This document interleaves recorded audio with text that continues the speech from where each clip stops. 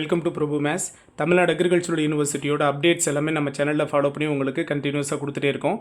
Through அப்ளிகேஷனில் ஆரம்பித்து உங்களுக்கு சீட் அலாட்மெண்ட், அதோட உங்களோட சர்டிஃபிகேட் வெரிஃபிகேஷன் வரைக்குமான கைட்லைன்ஸ் எல்லாத்தையும் நம்ம சேனல் உங்களுக்கு ஃபாலோ பண்ணி கொடுத்துட்டே இருக்கோம்.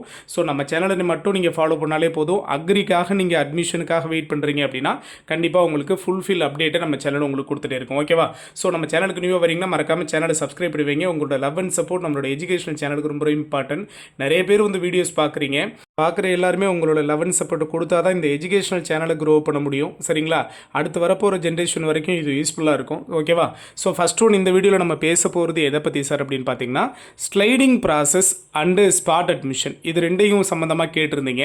ஸோ அதை பற்றி பேசிடலாம், டீட்டெயில்டாக பேசிடலாம் அப்படிங்கிறதுக்காக தான் இந்த வீடியோ. ஓகேவா? ஃபஸ்ட் ஒன், ஸ்லைடிங் ப்ராசஸ்னால் என்ன, அது எப்போ நடக்கும், அதுக்காக நம்ம எப்போ அப்ளை பண்ணலாம். செகண்ட் ஒன், நமக்கு ஸ்பாட் அட்மிஷனுங்கிறது எப்போ வர்றதுக்கான சான்சஸ் இருக்குது. ஓகேவா? So first process sliding process. இந்த ஸ்லைடிங் ப்ராசஸ்னால் என்ன? தமிழில் மேல் நோக்கு நகர்வு முறைன்னு சொல்லுவாங்க. அதாவது அப்வர்டு மூமெண்ட் சிஸ்டம். நமக்கு எந்த காலேஜ் அலாட் ஆகிருக்கோ அந்த காலேஜ் வந்து நமக்கு பிடிக்கலை அப்படிங்கிற பட்சத்தில் எனக்கு அலாட்டான காலேஜ்லேருந்து என்னோடய ப்ரிஃபரன்ஸ் லிஸ்ட்டில் இருக்கிற மேலே இருக்கிற காலேஜ் எனக்கு அலாட் ஆனால் நல்லா இருக்கும் சார் அப்படிங்கிறதுக்காக கொடுக்குறதா இந்த ஸ்லைடிங் சிஸ்டம். ஓகே சார், இதை பற்றி நான் டீட்டெயில்டாக உங்களுக்கு சொல்கிறேன். அதுக்கு முன்னாடி இது எப்போ சார் நமக்கு பாசிபிள், இது எப்போ நான் அப்ளை பண்ணும்போதே கொடுக்கணுமா, இல்லை ரேங்க் லிஸ்ட் வந்தவுடனே கொடுக்கணுமா, கவுன்சிலிங் நடக்கிறப்ப கொடுக்கணுமா, நிறைய பேர் கேட்டிருந்தீங்க. ஸோ உங்களுக்கு அப்ளிகேஷன் டேட் முடிஞ்சதுக்கப்புறம் ரேங்க் லிஸ்ட் வரும், ரேங்க் லிஸ்ட்டுக்கு அப்புறம் கவுன்சிலிங் நடக்கும், கவுன்சிலிங் நடந்து முடிச்சதுக்கப்புறம் உங்களுக்கு சீட் அலாட்மெண்ட் வரும். சீட் அலாட்மெண்ட் வந்ததுக்கப்புறம் நாம் என்ன செய்யணும் அப்படின்னா 20,000 அட்மிஷன் பேமெண்ட் எடுத்துக்கணும். ப்ளஸ் நம்ம அப்ளை பண்ணும்போது கொடுத்துருந்த சர்டிஃபிகேட்ஸ் எல்லாத்தையும் எடுத்துக்கிட்டு நேரடியாக தமிழ்நாடு அக்ரிகல்ச்சரல் யூனிவர்சிட்டிக்கு நேரடியாக வர சொல்லுவாங்க. அங்கே போய் தான் உங்களுடைய அட்மிஷனையும் சர்டிஃபிகேட் வெரிஃபிகேஷனையும் நீங்கள் கம்ப்ளீட் பண்ணிவிட்டு கன்ஃபார்ம் பண்ணிவிட்டு வருவீங்க. ஸோ அந்த சிவி டைமில் சர்டிஃபிகேட் வெரிஃபிகேஷன் சான்றிதழ் சரிபார்ப்புக்காக நீங்கள் போகிறப்போ அங்கே போயிட்டு 20,000 நீங்கள் பேமெண்ட்டை கட்டிடணும். உங்களுக்கான சீட்டை நீங்கள் கன்ஃபார்ம் பண்ணிடணும். பண்ணினதுக்கு அப்புறம் அவங்க என்ன கேட்பாங்க அப்படின்னு பார்த்தீங்கன்னா, சார் உங்களுக்கு இந்த காலேஜ் ஓகேவா இல்லையான்னு இந்த ஸ்லைடிங் ஃபார்மை ஒன்று கொடுப்பாங்க. நீங்கள் அப்போ தான் அந்த ஸ்லைடிங் ஃபார்மே உங்கள் கைக்கு வரும். எப்போது சீட் அலாட் ஆகி நீங்கள் போயிட்டு உங்களுக்கான அட்மிஷன் பேமெண்ட்லாம் நீங்கள் பே பண்ணதுக்கப்புறம் சர்டிஃபிகேட் வெரிஃபிகேஷன் அப்போ உங்களுக்கு அந்த ஃபார்மை கொடுப்பாங்க. அதில் நீங்கள் எஸ் சார் நான் வந்து ஸ்லைடிங் ப்ராசஸுக்கு நான் வந்து ஓகே பண்ணுறேன் அப்படின்னு நீங்கள் வந்து அதுக்கு டிக் பண்ணி கொடுத்தீங்கன்னா போதும். ஓகேவா? ஸோ இந்த ஸ்லைடிங் ப்ராசஸில் என்னென்ன சார் நடக்கும், எப்போ வரைக்கும் இந்த ப்ராசஸ் நடக்கும், ரொம்ப முக்கியம். நல்லா கவனிச்சுக்கோங்க.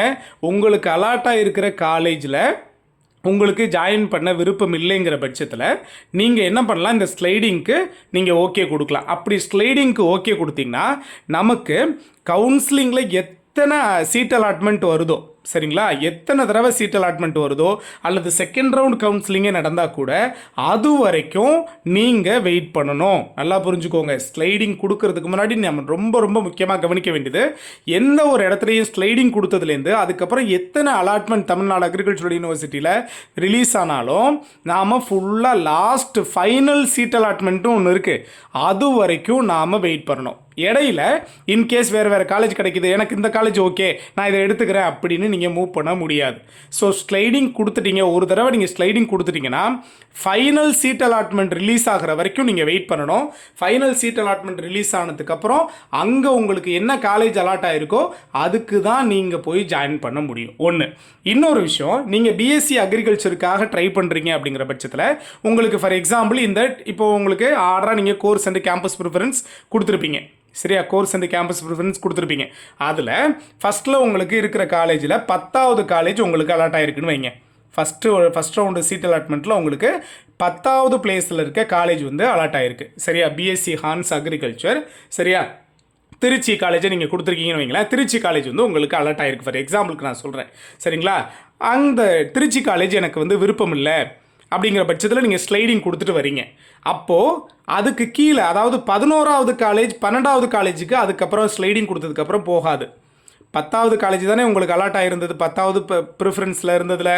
இப்போது உங்களுக்கு மேல் நோக்கி நகரும், அப்வர்டு மூமெண்ட்டாக தான் வரும். ஸ்லைடிங் கொடுத்துட்டிங்கன்னா இப்போ உங்களுக்கு 10வது காலேஜ் தான் அலாட் ஆகிருந்தது, அதுதான் உங்களுக்கு விருப்பம் இல்லைன்னு சொல்லி நீங்கள் ஸ்லைடிங்கை கொடுக்குறீங்க. அப்படிங்கிற பட்சத்தில் உங்களுக்கு சிஸ்டம் என்ன செய்யும் அப்படின்னா 9வது காலேஜில் எந்த காலேஜ் இருக்குதுன்னு பார்க்கும்.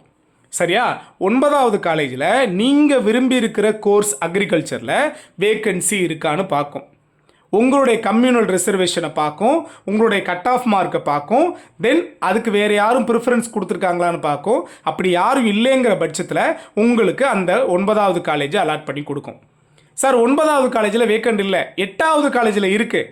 ஆனால் 8வது காலேஜுக்கு நமக்கு இனஃப் கட் ஆஃப் இல்லைன்னா அகைன் மறுபடியும் உங்களுக்கு 9வது காலேஜ் காமிக்கும், 10வது காலேஜ் அதே காலேஜ் திரும்ப ரிட்டன் கூட உங்களுக்கு அலாட் ஆகி வரலாம்.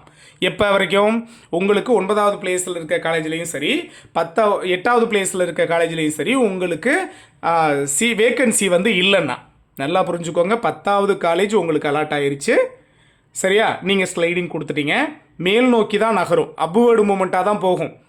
அப்போ உங்களுக்கு இனிமேல் கிடைக்க போகிற காலேஜ் பார்த்தீங்கன்னா லெஸ் தென் 10. 10வது காலேஜுக்கு மேலே உள்ள காலேஜ் 9, 8, 7வது பிளேஸில் இருக்குது, 5வது பிளேஸில் இருக்குது, 6வது பிளேஸில் உள்ள காலேஜ் தான் உங்களுக்கு ஓகே ஆகும். அந்த காலேஜில் அந்த செகண்ட் ரவுண்ட் அலாட்மெண்ட் வர்றப்போ நீங்கள் 10வது காலேஜ் உங்களுக்கு ஓகே இல்லைன்னு நீங்கள் ஸ்லைடிங் கொடுத்ததுனால அந்த 9, 8, 7, 6, 5 இதிலெல்லாம் இருக்கிற காலேஜில் எங்கேயாவது வேக்கண்ட் இருக்கான்னு பார்க்கும். அந்த வேக்கன்சி இருந்ததுன்னா அதில் எங்கேயாவது உங்களுக்கு அலாட்மெண்ட்டை கொடுக்கும், உங்களுடைய கட் ஆஃப் அண்ட் கம்யூனிட்டி ரிசர்வேஷனை பொறுத்து. இல்லை அதுலேயும் வேக்கண்ட் இல்லைன்னா மறுபடியும் உங்களுக்கு அலாட்டான காலேஜே திரும்ப திரும்ப வந்துக்கிட்டு இருக்கும். ஓகே சார், இப்போ நீங்கள் சொன்னது புரியுது. அதாவது 10வது காலேஜ் எனக்கு கிடச்சிது, 10வது பிளேஸில் இருக்க காலேஜ் வந்து எனக்கு கிடச்சிது, எனக்கு விருப்பம் இல்லைன்னு நான் ஸ்லைடிங் கொடுத்தேன். அது வந்து எதுக்கு மேலே இருக்கிற காலேஜுக்கு மட்டும்தான் மூவ் ஆகி போகும், கீழே வராதுங்கிறத நான் தெரிஞ்சுக்கிட்டேன். ஓகே சார், இந்த ஸ்லைடிங்கோட ரிசல்ட் எப்படி வரும், நான் எப்படி தெரிஞ்சுக்கிறது அப்படின்னு கேட்டிங்கன்னா, உங்களுக்கு ஒவ்வொரு தடவையும் seat allotment Tamil Nadu agricultural university release பண்ணுவாங்க. எப்படி சார் அப்படின்னா, ஃபஸ்ட் ரவுண்ட் கவுன்சிலிங் முடிஞ்சு சீட் அலாட்மெண்ட் எடுத்தவங்களுக்கு சர்டிஃபிகேட் வெரிஃபிகேஷன் போவீங்களா, அங்கே போயிட்டு தென் சர்டிஃபிகேட் வெரிஃபிகேஷனில் கலந்துக்கிட்டவங்களாம் தவிர ஒவ்வொரு காலேஜ்லேயும் வேகன்சி ஃபார்ம் ஆகும். எத்தனை பேர் கலந்துக்கலையோ அதெல்லாம் கணக்கிட்டு வேகன்சி ஃபார்ம் ஆகும். அப்போ அந்த வேகன்சியை ஃபில் பண்ணுறதுக்கு ஃபஸ்ட் ரவுண்ட் கவுன்சிலிங் அட்டன் பண்ணிவிட்டு வெயிட் பண்ணுறாங்க பாருங்கள், சீட் இல்லாமல், அவங்களுக்கு அந்த சீட்டை கொடுக்க ட்ரை பண்ணுவாங்க. அப்போது ஸ்லைடிங்கோட ரிசல்ட்டையும் கன்சிடர் பண்ணி தான் ரிலீஸ் பண்ணுவாங்க. ஸோ அந்த டைமில், அதாவது செகண்ட் ரவுண்ட் அலாட்மெண்ட் வர்றப்போ தான் ஸ்லைடிங்கோட ரிசல்ட்டும் வரும். ஸோ நான் முதல்ல உங்களுக்கு வீடியோ ஸ்டார்ட் பண்ணுறப்பே சொல்லிட்டேன், ஸ்லைடிங்கோட ரிசல்ட் வந்த உடனே ஓகே சார், எனக்கு ஃபஸ்ட்டு ஸ்லைடிங்கோட ரிசல்ட் வந்த உடனே நான் வந்து ஓகே சார், எனக்கு வந்து இந்த காலேஜ் நல்ல காலேஜாக இருக்குது, இப்போ எனக்கு அலாட் ஆகிருக்கிறது ஃபார் எக்ஸாம்பிள் 9வது பிளேஸில் உள்ள காலேஜ் வந்து உங்களுக்கு அலாட் ஆயிருச்சு. ஸோ ஓகே சார், நான் வந்து இப்போ போய் இந்த காலேஜ் ஜாயின் பண்ணலாமா? முடியாது. ஃபைனல் சீட் அலாட்மெண்ட் வரைக்கும் நீங்கள் வெயிட் பண்ணி, ஃபைனல் சீட் அலாட்மெண்ட்டில் எப்போ உங்களுக்கு எந்த காலேஜ் கிடைக்குதோ அது வரைக்கும் நீங்கள் வெயிட் பண்ணி தான் போக முடியும். இதுதான் ஸ்லைடிங் ப்ராசஸ். இன்னும் இதில் எந்த டவுட் இருந்தாலும் சொல்லுங்கள், அடுத்தடுத்த வீடியோஸ்லேயும் நான் ஸ்லைடிங் ப்ராசஸ் சம்மந்தமாக உங்களுக்கு அப்டேட் கொடுத்துட்டே இருப்பேன். ஒவ்வொரு வீடியோலையும் கிளாரிஃபிகேஷன் கொடுத்துட்டே இருப்பேன். இந்த ஸ்பாட் அட்மிஷன் தான் என்ன சார் அப்படின்னு பார்த்தீங்கன்னா, ப்ரைவேட் காலேஜில் இருக்கிற, அதாவது எல்லா சீட்டும் முடிஞ்சிருது, எல்லா கவுன்சிலிங் முடிச்சதுக்கப்புறம் எல்லா சீட் அலாட்மெண்ட்டும் முடிச்சதுக்கப்புறமும் ப்ரைவேட் அஃபிலியேட்டட் காலேஜில் வேகன்சி இருக்கும். அப்போ அந்த ப்ரைவேட் அஃபிலியேட்டட் காலேஜில் இருக்கிற வேகன்சியை ஃபில் பண்ணுறதுக்காக நடத்தப்படுற கவுன்சிலிங் தான் இந்த ஸ்பாட் அட்மிஷன். சார் ஸ்பாட் அட்மிஷன்னா ஸ்பாட்லேயே அந்த காலேஜுக்கு போகணுமா? அது கிடையாது. நேரடியாக தமிழ்நாடு அக்ரிகல்ச்சரல் யூனிவர்சிட்டிக்கு வர சொல்லுவாங்க. சரிங்களா? அங்கே நீங்கள் போகணும்.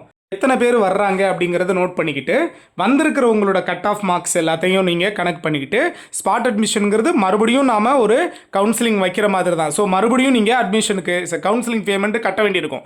சரியா? ஸ்பாட் அட்மிஷனுக்கு தனியாக போகிறவங்க ஒன்லி ப்ரைவேட் அஃபிலியேட்டட் காலேஜுக்காக மட்டும் நடத்தப்படுறதா ஸ்பாட் அட்மிஷன். ஸோ எத்தனை பேர் வந்திருக்காங்கன்னு கணக்கிட்டு அந்த பிளேஸ்லேயே அதுக்காக ஒரு ரேங்க் லிஸ்ட்டை ரிலீஸ் பண்ணி அங்கே உங்களுக்கு அலாட்மெண்ட்டை கொடுப்பாங்க. இதுதான் ஸ்பாட் அட்மிஷன். ஓகேவா?